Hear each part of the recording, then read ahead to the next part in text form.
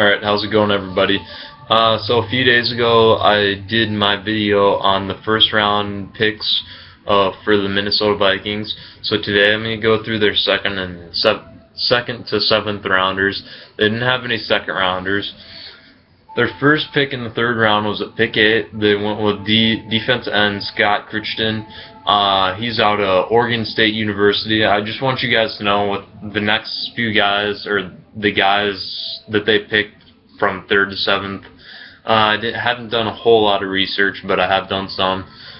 Scott Crichton, defensive end out of OSU. So, this guy, his game tape was pretty good, high motor guy,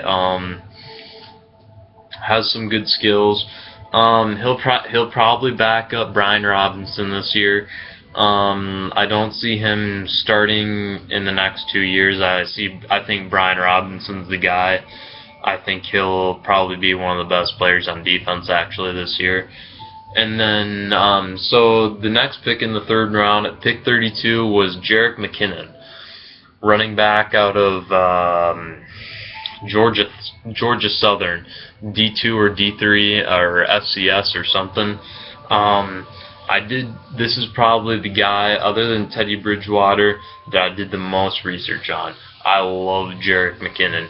He might be, in my eyes, he's the next starting running back for the Minnesota Vikings. Weighs 208 pounds. He's kind of got the same stature of Adrian Peterson. Adrian Peterson's 220 something, I think, or 230 something. So Jerick McKinnon can add some weight, but he's really shifty out of the backfield. He's got really good vision, and also he's a quarterback and a defensive back in college. Now I don't see him playing either of those positions, but having played those positions, it just gives you so much more knowledge of the game, and I think he's going to be an impact player out of the draft coming this year. Good third down back. I mean, you don't really need a third down back when you have Adrian Peterson, but you need a sub.